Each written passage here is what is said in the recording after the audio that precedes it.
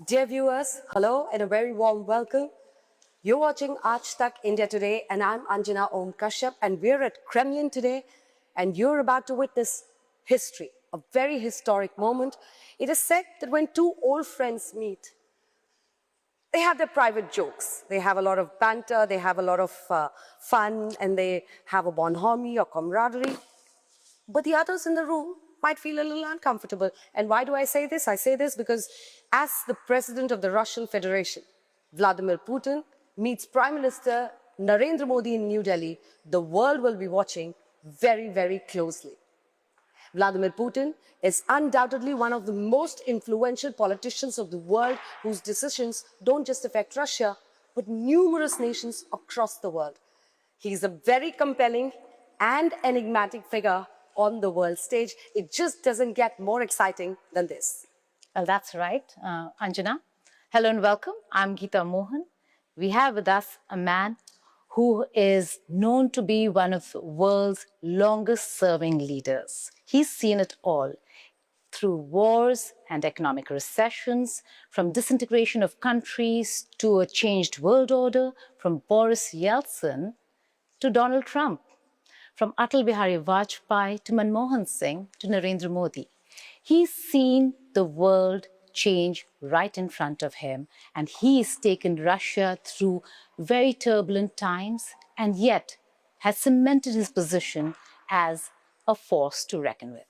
Thank you so much, President, for doing this with us. You're in conversation with India Today and Aaj Tak. That's the President of the Russian Federation for you. Thank you so much, sir, for joining us on our network. How are you doing? Надеюсь, что и вам у нас в России. I hope you'll enjoy your stay in Russia. Москва нравится, Кремль, где мы сейчас с вами работаем. Hope that you like Moscow and the Kremlin, where we're currently collaborating together. По плану, в целом мы довольны ситуацией. As you see, everything is going on as planned. On the whole, we're satisfied with the current economic situation. Что предстоит встреча, как вы Most importantly, I'm delighted to be meeting, as you've mentioned, my friend Prime Minister Modi. мы давно договаривались увидеться именно в Индии. We have made a specific arrangement to do so in India because there are numerous topics on which we need to talk, and our collaboration with India spans an extensive array. And of course, the unique nature of our relationship adds another layer of significance. Ну и хотел бы сказать, что и путь, который прошла Индия с момента завоевания. I also want to highlight that India's progress over the past 77 years since gaining independence, an extremely brief span in historical terms, has been substantial indeed, and India has truly come a long way in development. Скажу, ведь, знаете, когда мы живем в текущей I will discuss this further below. You know, as we go about our daily lives, we often fail to notice the changes happening right before our eyes. We scarcely ever take note of them. Если посмотреть чуть-чуть назад, то то, что произошло в Yet, if you glance even slightly into the past and reflect on what has occurred in India, it's almost like a miracle. наверное, у вас-то кто знает, что For example, few people recognize that life expectancy in India has nearly doubled during this period.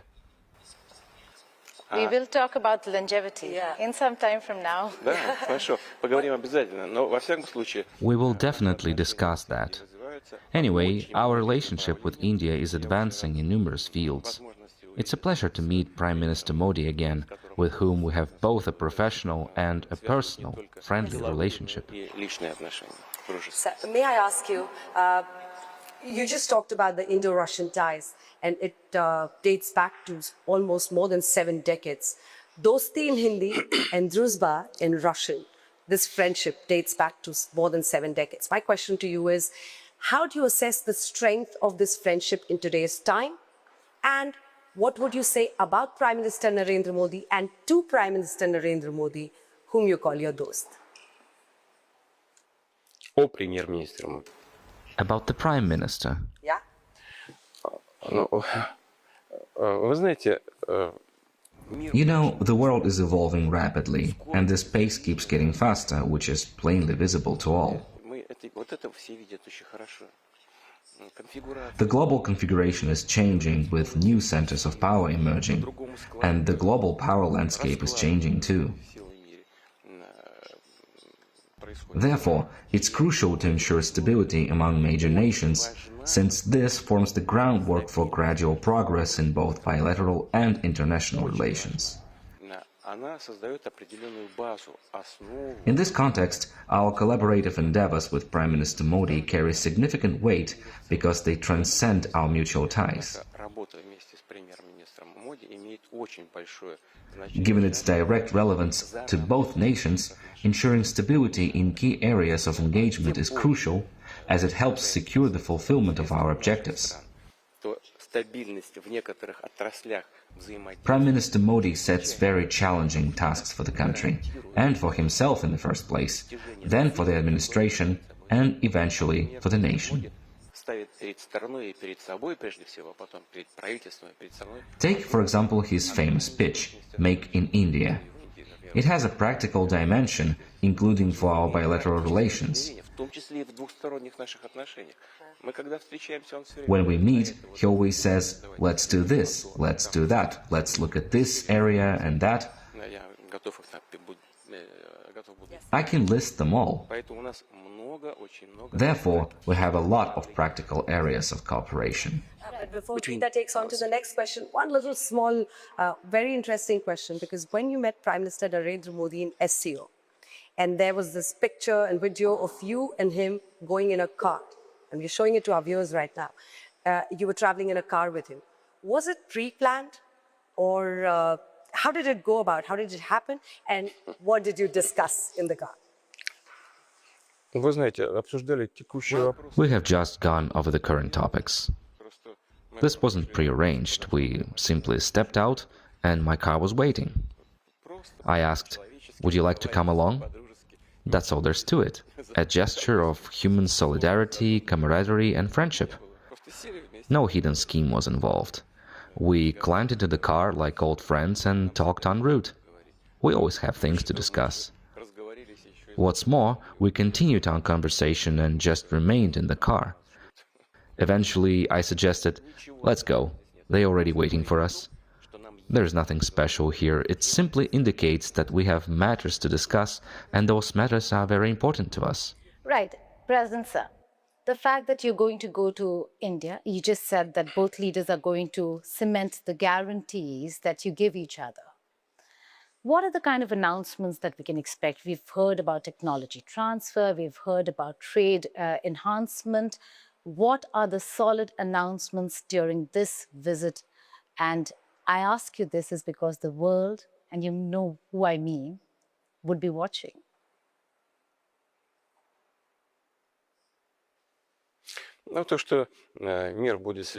The world would be watching our visit. There is no big deal here.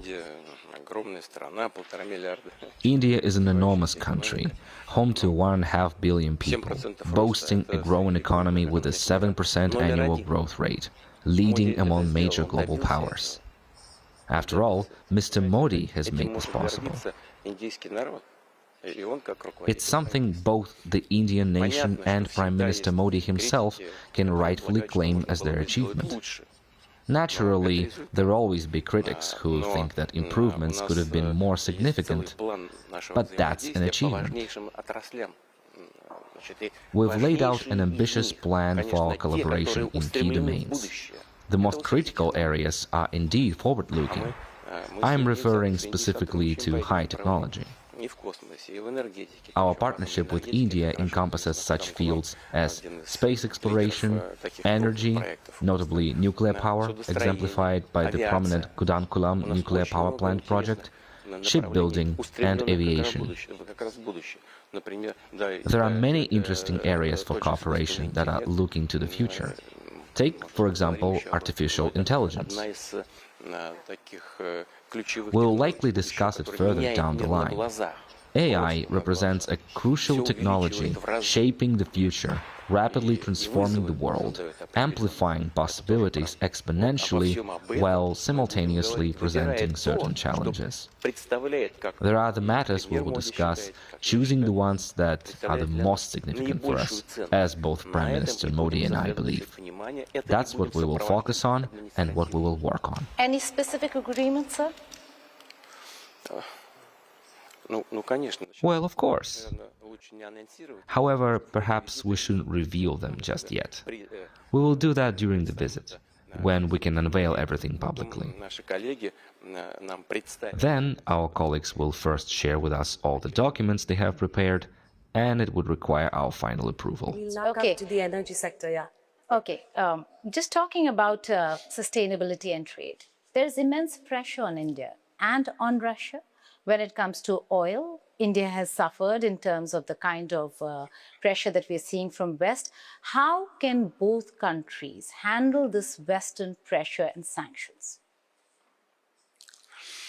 The issue here is that the pressure you have referred to typically involves employing political instruments to influence normal competition. Our energy cooperation with India remains unaffected by current conditions, fleeting political swings, or indeed the tragic events in Ukraine. Regarding hydrocarbons, well before the Ukrainian situation, our business entities had already built a solid and efficient commercial relationship that is based on mutual trust. It's widely known that one of our leading companies acquired an oil refinery in India. This investment represented one of the largest foreign inflows into the Indian economy, totaling more than $20 billion. Our company has been continuously expanding operations of this refinery, working with its partners, and operating successfully year after year. As a result, India has become one of the major refined product suppliers to Europe, not just because it buys our oil with a discount. It took years to achieve and is in no way connected to the current economic environment. Certain actors clearly dislike India's growing role in international markets owing to its ties with Russia. Consequently, they are seeking means to constrain India's influence for political reasons by imposing artificial obstacles.